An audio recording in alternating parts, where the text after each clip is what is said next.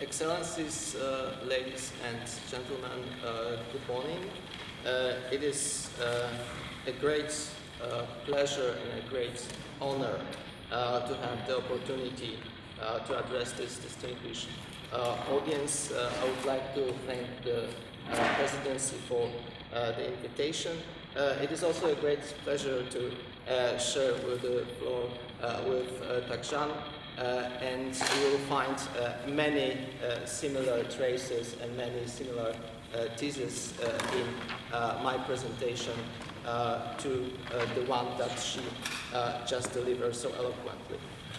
Let me also add that we are meeting here at the anniversary of the Hiroshima and Nagasaki bombing, which I think is a very sober reminder of the importance of the work on disarmament, and especially nuclear disarmament.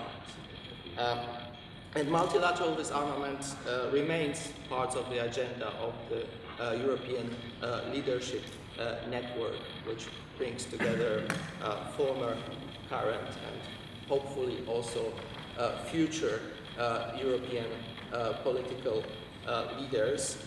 The ELN is engaged on this area, and I would invite you also to check our work on our website.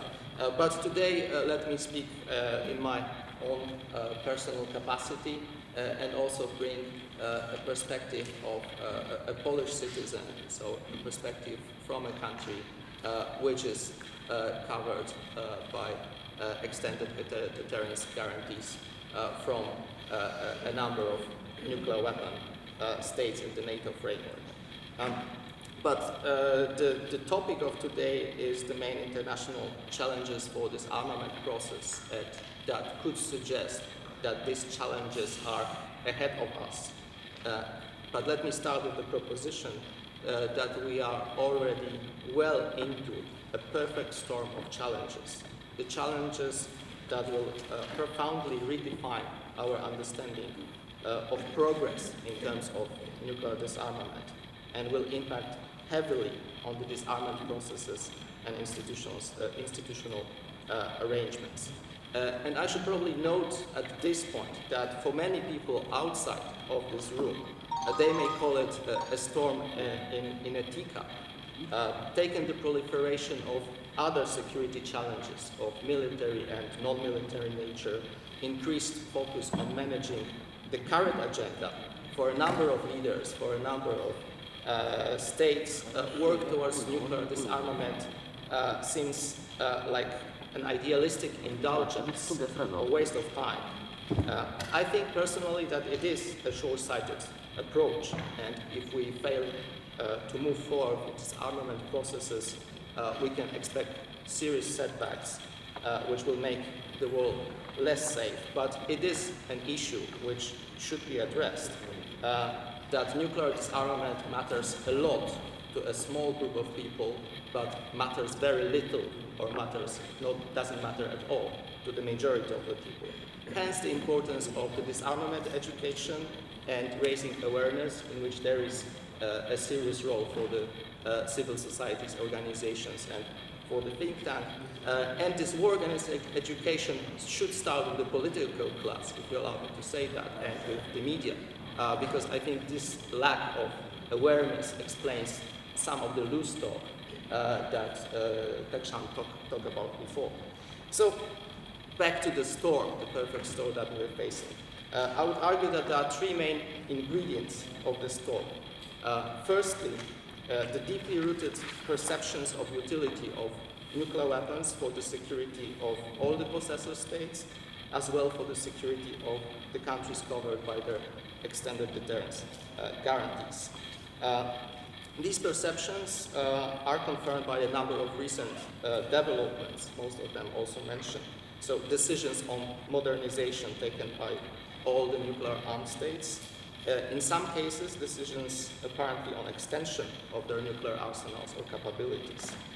Then a maintenance of the important role of nuclear deterrence in the security doctrines, confirmed by a number of new documents such as defense white papers or military or security strategic documents. Then also the lack of willingness to engage in more far-reaching nuclear disarmament initiative. In some cases, these perceptions have been further strengthened and substantiated by what these countries perceive as a serious and negative security developments in the region and below. In their opinion, their security requires maintaining or re-emphasizing the role of nuclear weapons, mostly as the ultimate deterrent against aggression threatening their very existence. This is, of course, the most important factor when the potential opponent is a nuclear-armed state itself. One of such crisis points has been Europe in the aftermath of the Russian annexation of Crimea and the increased tensions between Moscow and NATO, which also have a nuclear dimension. Another has been Northeast Asia, where the nuclear and missile tests, as well as brinkmanship of North Korea, has alarmed its neighbors. But even for the countries which may not face a direct challenge, they often cite unpredictability of the security landscape and thus the possibility of a sudden deterioration of their security at some point in the future as a justification for retention of their nuclear capabilities. The second ingredient of the storm is the emergence and consolidation of the Humanitarian Initiative. It is now clear, at least for me, that this project goes beyond highlighting the negative consequences of nuclear detonations and the lack of preparedness of the international community to deal with such events, and moves decisively into addressing the so-called, and some would say alleged, legal gap as regards the possession and the use of nuclear weapons. The discussions of the open-ended working group seem to confirm that the countries within this initiative are heading towards initiation of a process to address this gap through legally binding measures with negotiations starting possibly as early as 2017. Importantly, in a number of countries, this initiative can also count on the energetic support from the civil society. The third ingredient in the storm is a distinct and genuine sense of urgency to deliver the specific but contradictory goals pursued by both these camps described earlier. For the first group, this is about urgent reconfirmation of credibility of nuclear deterrence. For the second group, this is about urgent delegalization of nuclear deterrence and neutralization of nuclear weapons as such. There is also a fair amount of frustration on both sides regarding what is seen as the lack of willingness of the other side to listen to the arguments. So as a result, the consensus which underline our work on disarmament is likely to be the main victim of the storm. This consensus I would characterize as follows: that firstly, there is a shared goal, there is a shared end state in terms of the world free of nuclear weapons. That secondly, there are different approaches regarding the ways to achieve it, but thirdly, that these approaches can ultimately be reconciled through diplomacy. I would suggest that this consensus is right now severely weakened, if not shattered. So the centrifugal forces described earlier will most likely lead to the reconfiguration of the nuclear disarmament field and the emergence of what some colleagues says the enclaves of like-minded countries, divided roughly on the basis of the approach to the issue of legal gap and to the issue of negotiations of a legal instrument banning nuclear weapons. So the Humanitarian Initiative enclave that will most likely move to negotiate the ban instrument and then focus on the criticism of the nuclear weapon states and on the efforts to recruit to its cause the countries covered by nuclear extended deterrence guarantees. And then the other group, which may call the Progressive Initiative enclave, that will include countries which would like to focus on the incremental steps, such as those listed by the building blocks proposals and approach suggested most recently in the open-ended working group papers. These states would try to use their leverage with the nuclear weapon states and assume that the progress reached within this approach would ultimately persuade the humanitarian initiative countries to acknowledge the value of this approach. But in practice, this split will have, for example, a major impact on the outcomes of the NPT review conference. While debates on the state of the regime can be held, I think it will be difficult in these circumstances to reach a consensus document in the 2020 conference and beyond. This breakout of unity is also likely to affect the work of this conference, further complicating the perspective of negotiating instruments in the area of disarmament. Now, some experts argue that this controversy is not as severe as I've described, and that ultimately both sides will come back to business as usual. I respectfully disagree. I do not believe that the convictions which fuel the activities of the most important countries, wasn't me. So I do not believe that the convictions which fuel the activities of the most important countries of both kinds in this debate can be changed in the near to short-term perspective. None of the nuclear weapon states is likely to have a sudden change of heart about the importance of nuclear weapons.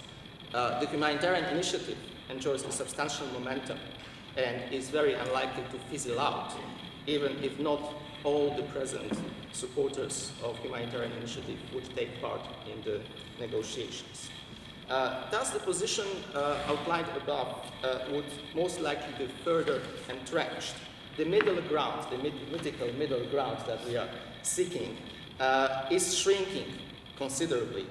It seems that it will be almost impossible, if not impossible, to agree on a comprehensive and balanced agenda of disarmament acceptable to all states, since these states will continue to have a profoundly different opinion and profoundly different classification of specific actions and specific initiatives as real disarmament.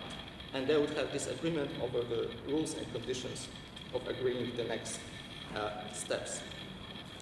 Now, if the prediction about the emergence of these two models of pursuing disarmament is right, then let me finish with a number of observations and perhaps recommendations.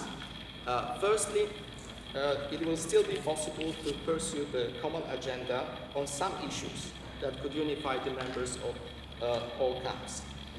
This will most likely be focused on preventing further proliferation of weapons of mass destruction and on strengthening nuclear security. These aspects of the nuclear order will still be uniting the international community despite all the tensions.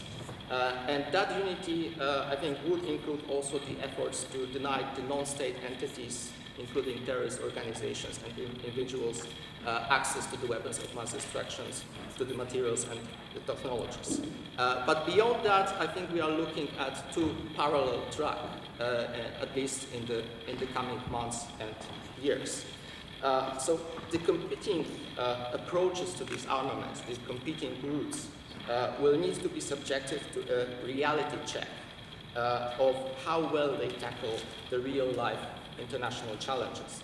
And countries belonging to each camp will need to make an effort to demonstrate to the international community that their approach can indeed bring tangible progress and tangible results for international peace and security. For the Humanitarian Initiative enclave, that means spending a bit more time thinking about the broader consequences of the adoption of the ban. To what extent their relationship with the nuclear weapon states and with the umbrella countries would be affected? Would they consider withdrawing or limiting cooperation with such countries, including in the security sphere, as a way to pressure them towards the ban? How would adherence to the ban of specific countries affect the regional security dynamics? Could it not cause some of the signatories to actually increase their expenditure on conventional weapons? how could the security of the signatories be assured against nuclear coercion or threat of use of nuclear weapons by the possessor? Would the arrangement need to include a common assistance or a common defense clause, or could it rely on the UN system? So in short, the challenge for this group will be to show that there is a plan of action that goes beyond agreeing the ban and all the mechanics of the negotiations. For the progressive group, this reality check will mean demonstrating that at least some of the items which they list as practical measures or as building blocks are actually beginning to be implemented. That's, for example, how they want to assure that leaders of the nuclear weapon states put disarmament higher on the agenda, which goal they think should be put as an absolute priority among the list of 20 or so measures which are put as building blocks. Would it be possible to induce the United States and Russia to at least highlight jointly their commitments to avoiding a nuclear conflict? Because I agree that in the next months and years it will be very difficult to reach a formal agreement or further reductions. Could there be progress on ratification of the CTBT, or at least confirmation of the testing moratorium, as suggested by my colleague? And finally, how could the countries covered by extended nuclear deterrence guarantees affect the decision-making of nuclear weapon states concerning the modernization of the arsenal and concerning the nuclear doctrine? What changes in the security situation would be required for them to signal that they are comfortable with reduced requirements, with less reliance on nuclear weapons? So in short, the challenge for this group will be to demonstrate that the progressive approach actually works. And thirdly, and lastly, I also remain optimistic that these separate paths sooner or later will bring us together. Both groups would sooner or later realize that they can deliver only limited progress on disarmament as defined by them, that it can be done without the participation of the other side. So after trying to go it alone, to work alone, and after we go through the what may be called a civil war on nuclear disarmament or civil disturbances within our group, all the main countries should come to the conclusions that these separate approaches don't work and there is a need to cooperate. And the Conference on Disarmament might be the place that they ultimately end up with. Thank you very much.